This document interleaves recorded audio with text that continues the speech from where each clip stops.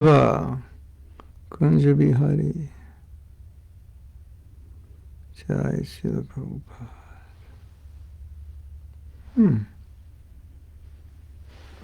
Go Premanandi Hari Hari Bo.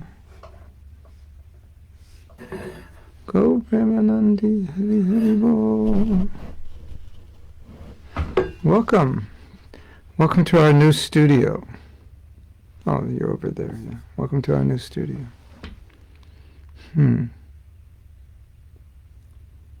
Yes.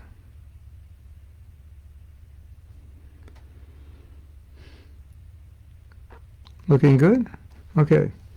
I don't have my keyboard here. Well, sort of, but not really. So, we're going to be talking about Yoga Maya, and we will continue. It's frosted, actually, outside. I know I look like I just come back from skiing, but it's frosted here in Alachua. What can I say? It's just unusual weather. Radha Madhava Kunja Bihari Radha Madhava Kunja Bihari Gopijana Vallabha Girivaradhari Gopijana Vallabha Girivaradhari Radha Madhava Kunja Bihari Radha Madhava Kunja Bihari Gopijana Vallabha Girivaradhari Gopijana Vallabha Girivaradhari Jashoda Nandana Bhajajana Ranjana Shodhanandana Bhajajana Ranjana Jamuna Tira Panachari Jamuna Tira Panachari Radha Madhava Kunja Bihari Radha Madhava Kunja Bihari Radha Madhava Kunja Bihari Radha Madhava Kunja Bihari Sisi Radha Madhava Ki Jai Grantaraj Srimad Bhagavatam Ki Jai Jai Go Premanandi Hari Hari Bo. Welcome back, everyone. We're going to continue our readings and discussion on the nature of Yoga Maya and Mahamaya.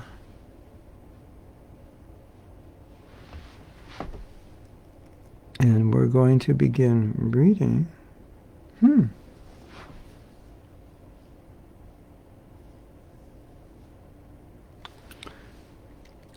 Here's a statement by Srila Bhaktisiddhanta. So we've been talking about how Krishna is not manifest to everyone, and then talking about how Krishna's Leela is not manifest to everyone. Well, it's manifest, but they don't see it. I mean, they see it, but they don't see it. So, you remember I had found this prayer by Bhaktivinoda Thakur. It was a prayer to Yoga Maya. And we have read that prayer before. Let's read it again. It's an interesting prayer. Verse 1. The likes of such a lowly soul as me is not to be found anywhere in this world. Thus I have become most agitated due to falling into this vast ocean of material existence. Okay, can you relate to that? I'm the worst. We all think we're the worst. It's not true, but we think we are. Can you relate?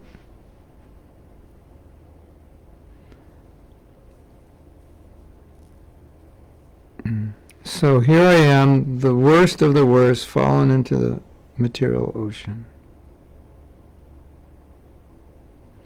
O Yogamaya, when will you show your mercy to me by lifting up the curtain of illusion with which you shroud the universe in your external form as Mahamaya?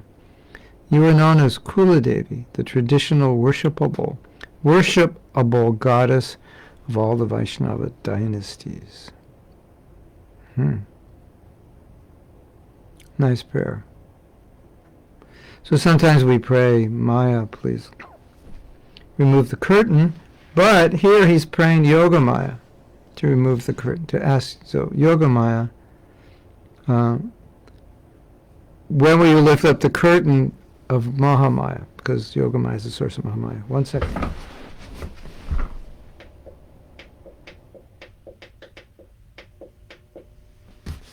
Yogamaya is the source of Mahamaya. So we don't pray to Maya, we pray to Yogamaya to lift the curtain of Mahamaya. Interesting, right? Text 3.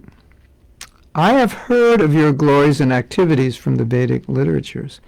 You take all those souls who are adverse to Krishna and bind them within the material world. So now, even though he's praying to Yogamaya, he's talking about her features, Mahamaya. I've heard about you. This is what you do. You keep us all, you keep us here. We've been here forever. We can't figure out how to get out of here. This is what you do. You keep us here, and you're doing a really good job. Text 4. To that person whose good fortune gradually dawns, allowing him to again become favorably disposed to Krishna, you award liberation and make him free from all grief and fear. So now Yogamaya in her internal feature, not in her external feature. Someone who has good fortune, you allow him to become Krishna conscious. Who has good fortune, someone who meets a pure devotee and takes advantage of hearing from them and serving them. And then, so he begins by saying, look at my condition in the material world, and now he's saying, we're doing good because I have your mercy. Or if I get your mercy, it will remove all the grief and fear that I'm drowned in. Text 5. O my dear mother, showing your causeless mercy to this servant, give me a place in Vrindavan, for you are Yogamaya herself.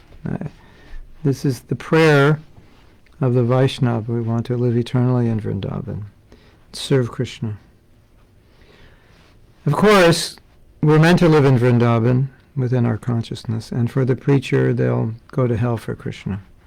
So you have this kind of duality where the preacher is living in Vrindavan, wants to always be in Vrindavan, at the same time he'll go anywhere to spread Krishna consciousness.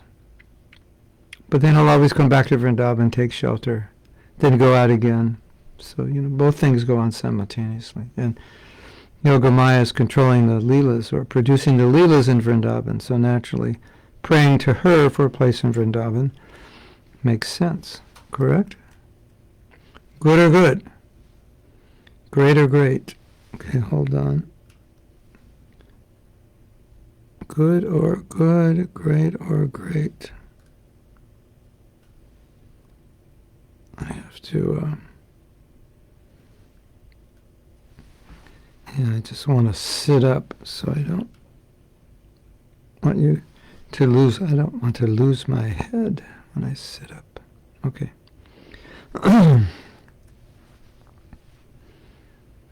Text 6. Without complying with you, no soul at any time can get Krishna. For the manifestation of Krishna's pastimes is all enacted only by your mercy. So we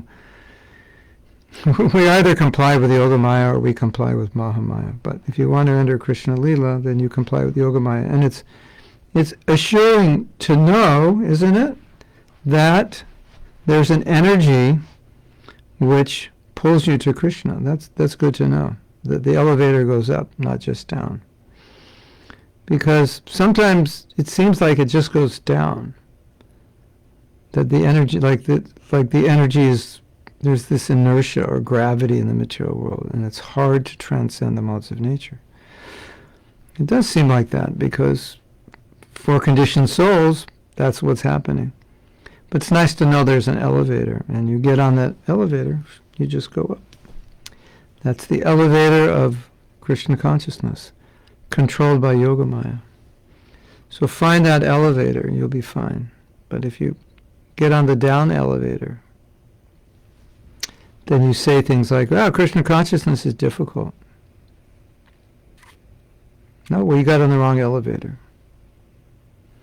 So this is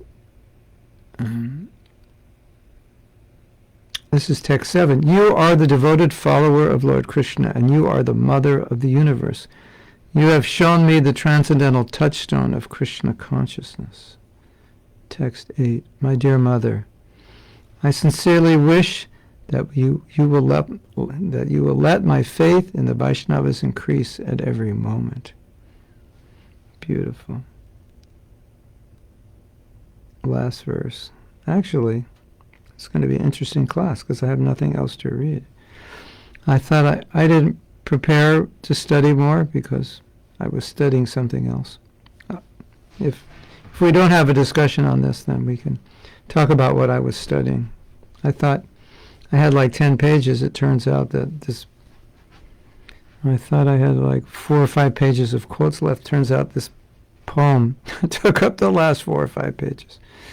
Here's the last verse.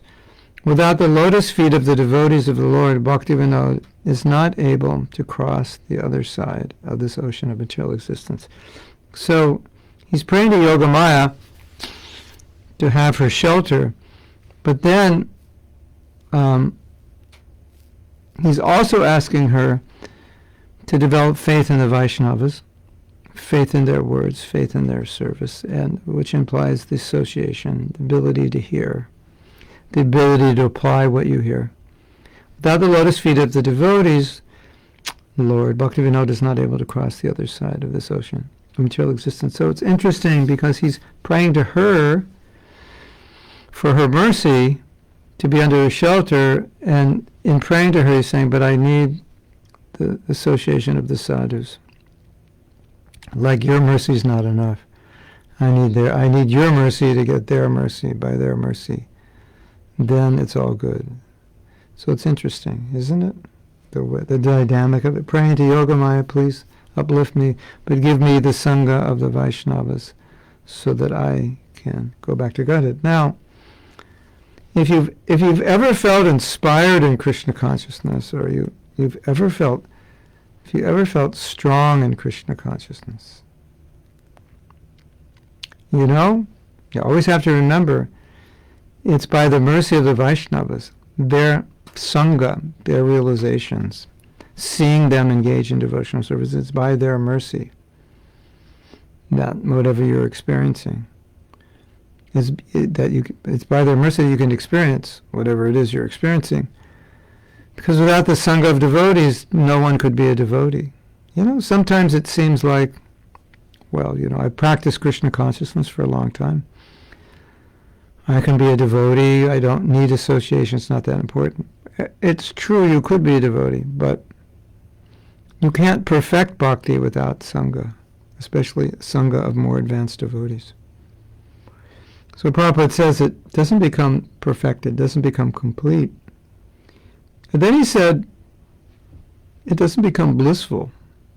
So yeah, you can get by without being with the devotees, but it doesn't become blissful, and you won't perfect your devotional service.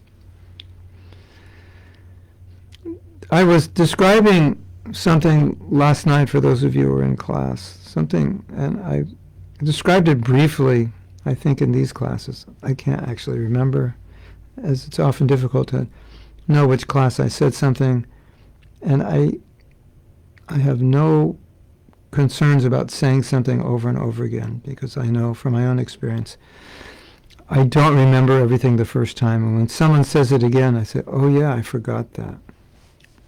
So I was explaining last night, I was answering the question that devotees often ask, how was it that you, disciples of Prabhupada, were so surrendered? You made so much sacrifice. because they read stories of young men and women opening new temples, sometimes in other countries, living in vans, taking baths in the cold. There's only ice. They just get some ice and take a bath, and just doing all, Sankirtan 12 hours a day, sleeping 5 hours, and so forth. And say, oh, you Prabhupada disciples, you are special. We couldn't do this. And so, but it's actually not true. Because when we saw Prabhupada, we wanted to do all these things. And so I say to you, if you say, but you Prabhupada disciples, you're so special, so this or that, I would say to you, if you met Prabhupada, if you saw him, you would do what we did. It's not that we were especially qualified, but we had that sangha, and that sangha of being in Prabhupada's presence was so powerful. It inspired people to give up everything and surrender. Even, you could say, even before they could ever do that on their own. They could have been light years away from doing that on their own, developing Krishna consciousness to that degree where they could surrender. And to that degree of surrender. And then by seeing Prabhupada, it just, I'll do anything for you. It's just love, love at first sight. Like so much love coming out. Like, where's all this love coming from? Where's all this, because love means self-sacrifice, so where's all this self-sacrifice coming from? I didn't even know I had it in me, because, materially, it's all about sexual love and you love someone because they gratify your senses. So this was a different kind of love. And we were experiencing for the first time. So any one of you, if you met Prabhupada, you would do the same thing we did. You would go crazy, basically. Crazy in love of Krishna. You would go crazy in loving Krishna.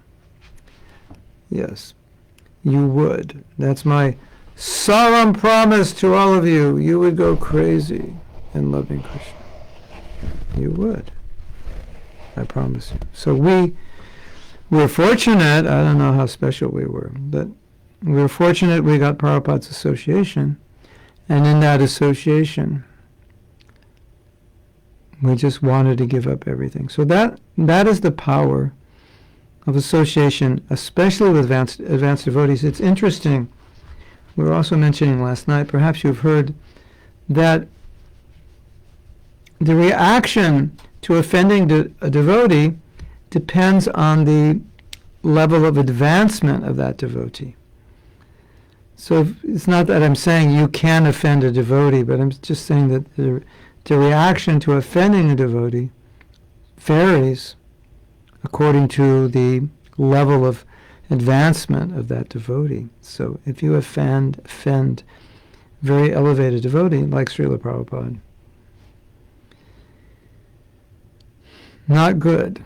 If you offend a new bhakta, it's not good either, but you'll survive. If you offend the pure devotee, your Krishna consciousness may just dry up unless you ask for forgiveness.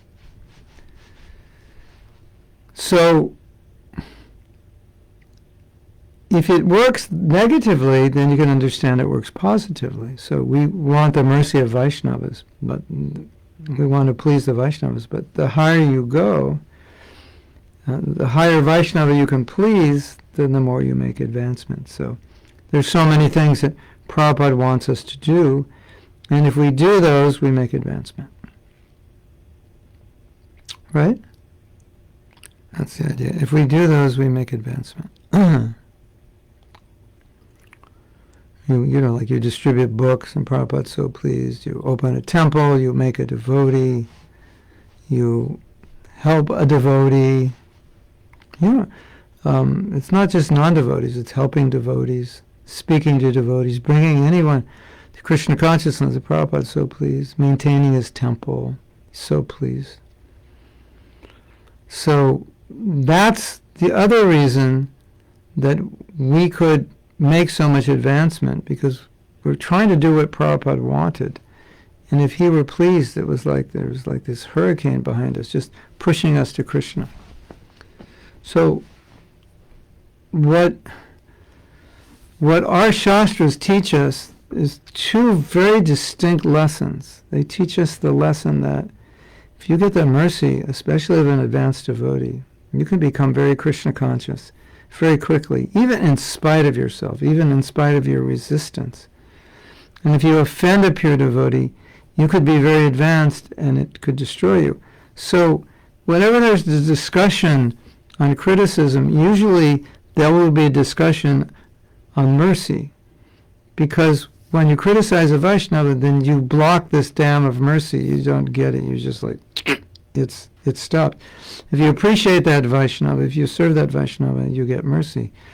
If you criticize, then there's no mercy coming. So there's always this comparison. Like, what is it that you get from a Vaishnava that you don't get if you criticize? And what happens if you serve and appreciate a Vaishnava, and what happens if you criticize? So that's the other reason, that's the other answer to the question, how is it that you Prabhupada disciples surrendered so much? Well, if you fulfill the desire of a pure devotee, and you can, of course, you can do this now also, if you fulfill the desire of a pure devotee, and that pure devotee is pleased, automatically you make advancement. Like, you don't have to do anything else. It's like, that's the elevator, you know. Maybe we can call this class Taking the Elevator Back to Krishna. But that's the elevator. So the concept of the elevator is once you get in, you make no effort. And so how did you get led into the elevator? Well, you did something to please the pure devotee automatically. He says, okay, elevator, next floor. So you get up to the next floor and you're feeling really blissful. You ever have that experience? You know, you're just feeling really blissful, really detached. Well, you won't feel blissful if you're not detached. They go together. You're feeling really blissful. You're feeling really detached. And it's like you don't know why, or your rounds are really good and everything is good, and you don't know why. Well, that's one of the reasons why. You've pleased a pure devotee. Krishna is pleased. Krishna says, 10 mercy points for you. And the point is that we advance by mercy.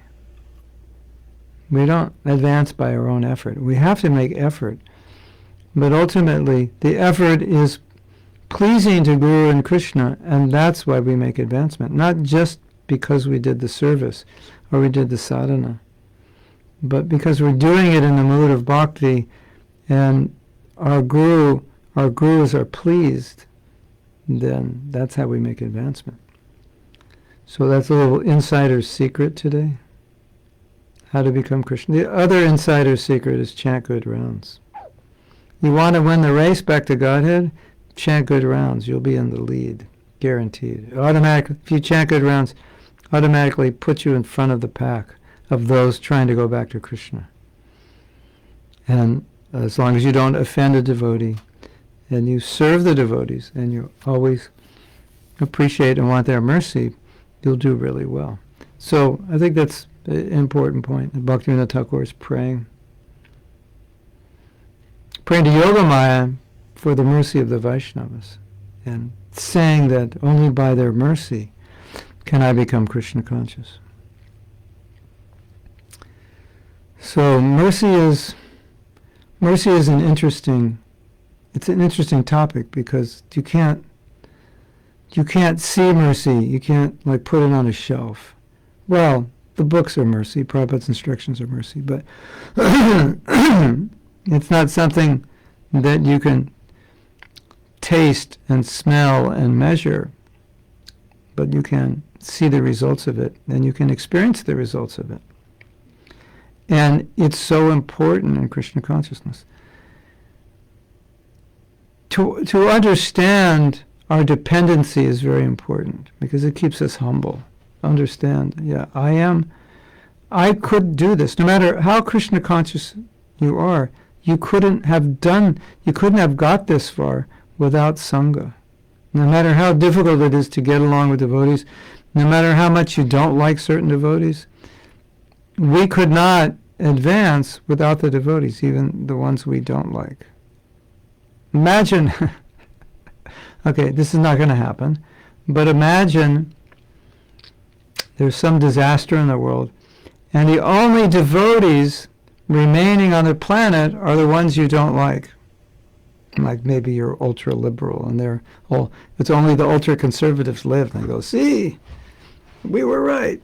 Or you're ultra-conservative, and only the liberals lived on. And they say, see, it's all your fault, conservatives.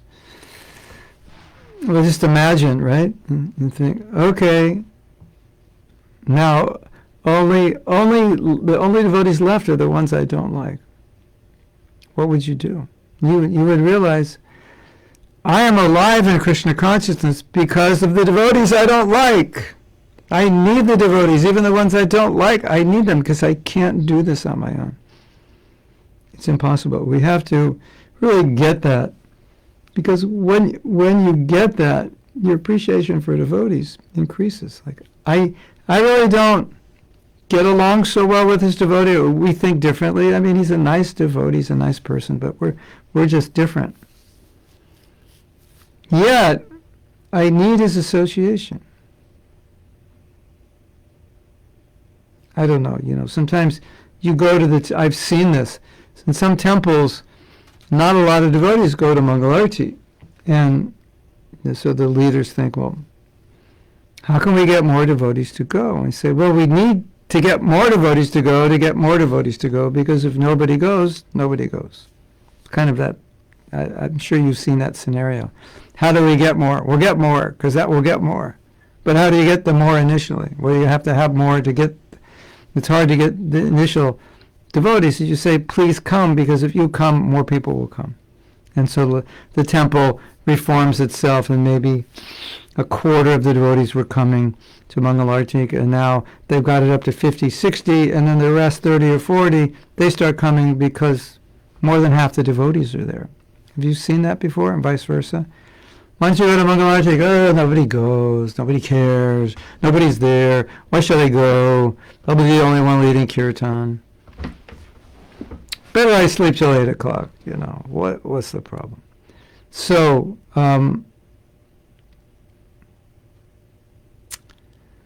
at least I've seen that scenario. So then more devotees start going, and you go to bed late, you don't want to get up early, and you're thinking, all the devotees are there, I have to go, they're expecting me, right?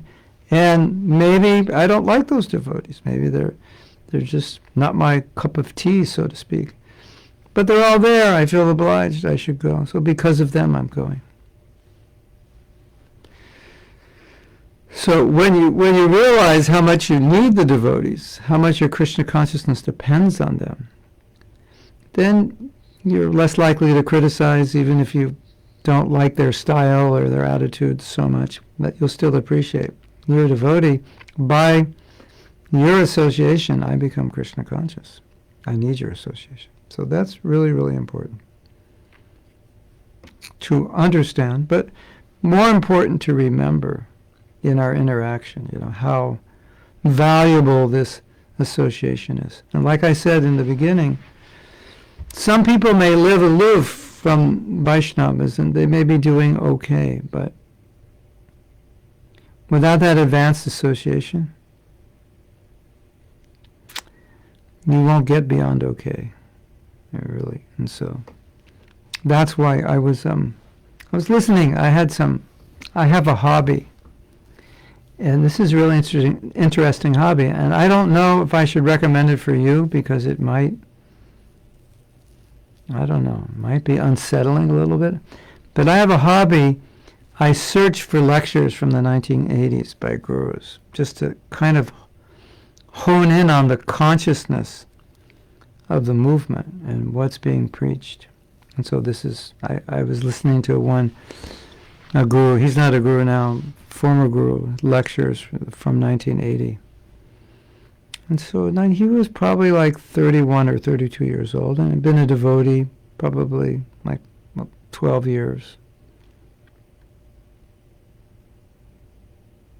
Maybe 12 at the most, maybe less. maybe only 10 years or 9 years. And it was amazing. It was amazing to hear how articulate and learned and realized he was. I mean, he said a few things which today he regrets having said and would like to edit them out of that lecture. But he said so many things which were just, things that the devotees, that 50-year-old devotees would say today. And isn't that interesting? And this devotee was very close to Prabhupada. And the other thing was the spirit of saving the world, the compassionate spirit, was just overflowing in his lecture. So I was listening to it and I was saying, yeah, this is like Prabhupada's the sunshine and he's reflecting that sun. So he's reflecting Prabhupada's mood. Exactly. And so by that Sangha, with Srila Prabhupada, by so much Sangha, he's almost like Prabhupada's shadow. And he was an amazing understanding of Krishna consciousness already. Then I watched another video, which was a really interesting one. Now you're going to all want to watch this when I tell you. One of our, I don't know if you should watch it, but for me it's interesting from a sociological perspective to just kind of get perspective on where we were and where we've come, and if we're still stuck in some misunderstandings we had in the 80s. We haven't really fully progressed out of them, but one of the gurus had broken one of the principles and it came to light, and so a couple of the GBC men went into his zone to speak to his disciples about how to move forward. And this was, I believe, 1986-ish, or 85, 84, 85. So that made them about late 30s, and that made them devotees for like 15 years. An incredibly mature conversation. And in both of these, the main thing I saw was just this fidelity and chastity to Prabhupada. It was just outstanding. This is what Prabhupada wanted, this is what he said, this is what we have to do, he told us this, didn't tell us to do that. So this is how you make advancement. You have this fidelity to Prabhupada's instructions. And you're always trying to understand, what is it that he wanted? What is it that he didn't want? Of course, you learn from your gurus also. But that fidelity to the mission, to the instruction, that's where all the mercy lies. In case you didn't know, if you need more mercy, it lies in understanding, okay, what is it that Prabhupada wanted? How did he want it done? How can we do it to please him? And then you do that, and then all of a sudden you feel, oh, I'm feeling very detached. I'm feeling very Krishna conscious. That's how it works. In reading the book on the life of Srila Bhaktisiddhanta, I could see that chastity that Prabhupada had for Srila Bhaktisiddhanta, how he did things, how he understood things, and all the innovations Prabhupada made, which Srila Bhaktisiddhanta didn't make. These are new ones. It was all in line with the thinking of Bhaktisiddhanta, and Prabhupada could explain it, justify it, quote unquote, justify it, through the teachings of Bhaktisiddhanta. That's why he did it. It wasn't haphazard. And so you see this like, right, that strict line. Srila Bhaktisiddhanta said this, therefore I did this. He said that, therefore I adjusted this based on this principle. I was like, that's where the mercy lies, of that alignment and chastity with the order of the Guru. And, just not only the order, but the feeling, the mission. Like, the heart, what he wants. What pleases him. And then you connect with that heartbeat and then you execute that seva. Then you get mercy. And then when you get mercy, you're on the elevator going up and you just go up. It just happens naturally. Okay, so I'm going to go back and see what you've said. Today you're allowed to write a lot because we have nothing else. Nothing else on this topic to read. I can read something on other topics, but Okay.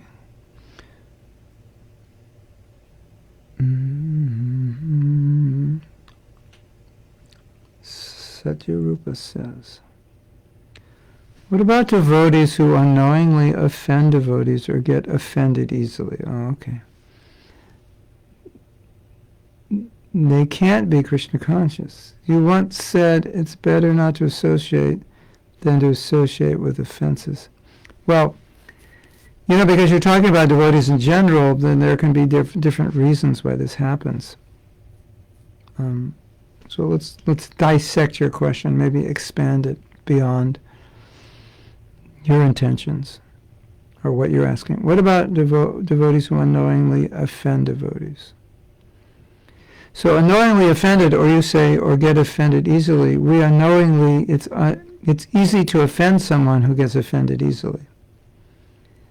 And it's easy to be offended by someone if we get offended easily. So it is true that we suffer when we offend devotees, but also in our scripture that it makes a distinction between conscious, like something you could control.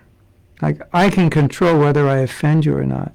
But if I'm nice to you and you get offended, I don't have control of that because I didn't do anything wrong. I just didn't do it the way you wanted it done. And sometimes people get offended because we don't do something. Like they expect us to do something. So from my angle of vision, well, I didn't do anything. I know I didn't do something you wanted, but I didn't proactively go out and offend you. So my offense to you was often unknown to me or inadvertent. So they make a distinction, but it's still an offense. But, if I inadvertently offend you, it's a lot easier to resolve that than if I consciously offend you. If I specifically go out of my way to offend you and tell other people about you. Whereas if I just didn't do something you expected me to do, and you take offense for that, it's not going to affect me as much as if I purposely offended you. And look at it this way also. If you get offended easily, knowing that if you do something, let's use you as an example. If I do something to you, don't take me as your spiritual master. It's just if I was another devotee, and I did something and you got upset, but you realized you got upset because you're very sensitive. Then you should think, if I get upset, then that becomes an offense that this devotee is making. If I don't take it as an offense, what he did was not really an offense, then Krishna won't take it as an offense. Then my service to that devotee is not to take it as an offense. Now, if Krishna takes it as an offense, even if you don't, that doesn't entirely solve the problem. If the person asks for forgiveness, you give that forgiveness, he apologizes, you accept it, then it amends that. But initially, if Krishna, you may say, it's okay, and Krishna says, nah, it's not okay. That's a problem. But what's in our control is whether we take offense or not. So if someone does something to you and you take offense, now they have to suffer because they've offended a Vaishnava. When in fact, they didn't. If they did offend a Vaishnava, then even if you don't take offense, there's some suffering. But if they really didn't, and a lot of times this happens where some devotee does something, we take offense, but it really wasn't an offense. It was just us taking offense. So then we want to think, okay, so should I take offense because it's not good for him? And if I don't take offense, it's good for him. So, is that what you were asking? They can't be Krishna conscious.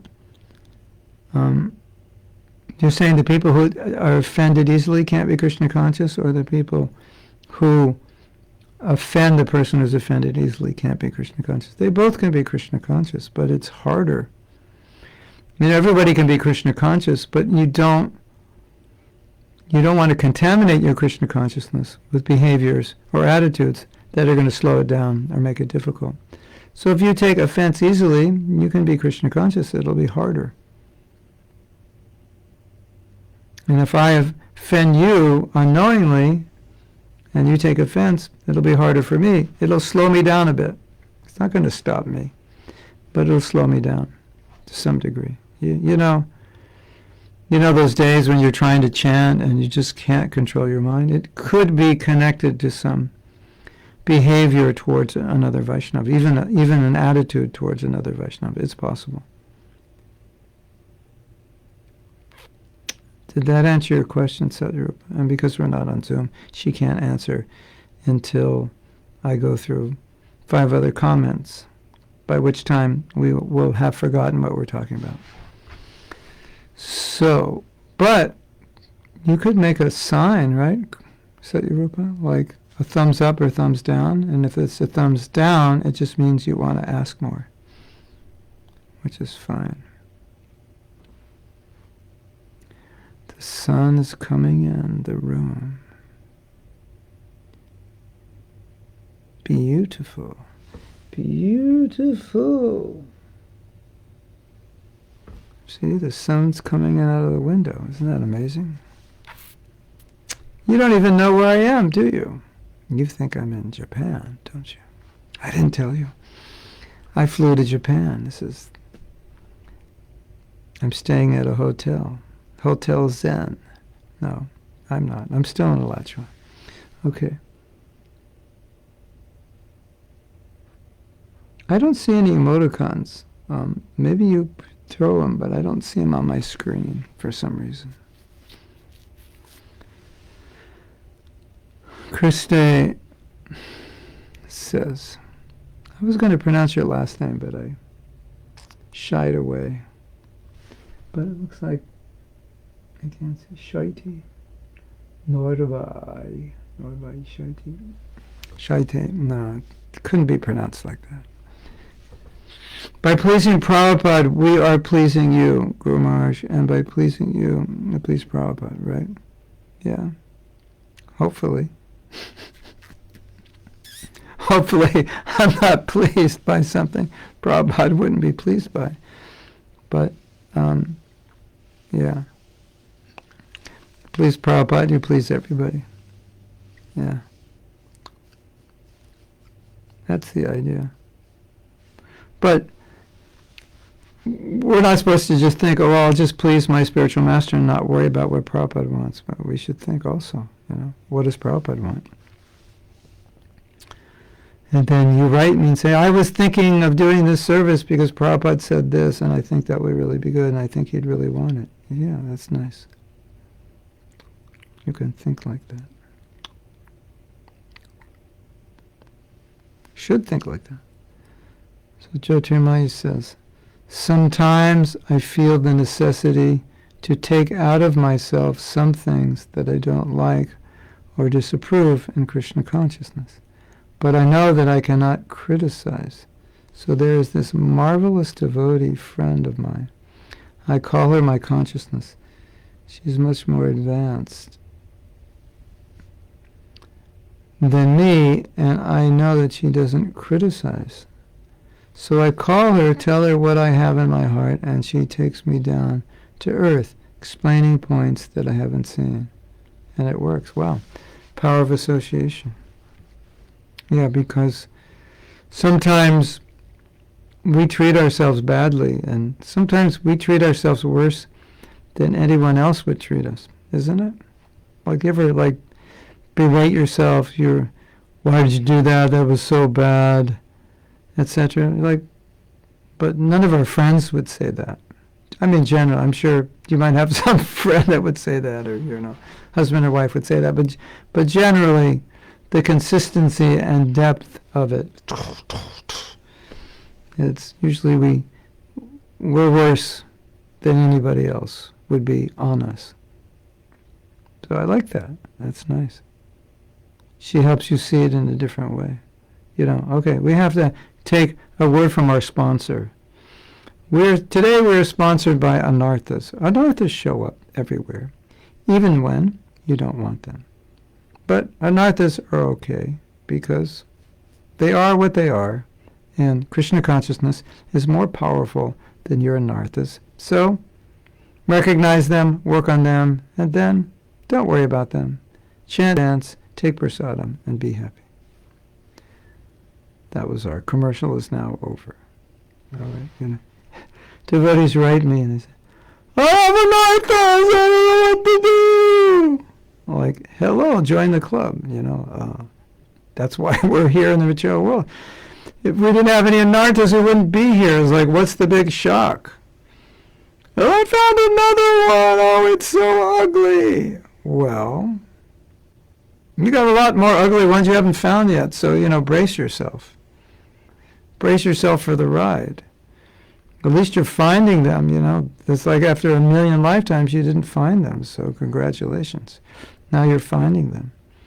Oh, look! Well, you made them, so if you made them, you can unmake them, right? I mean, like, who are you going to blame on the anarthas? Well, you blame yourself. Yeah, I made these, I cultivated them, I'm so bad. You're not so great and you're not so bad. You just are trying to be a devotee.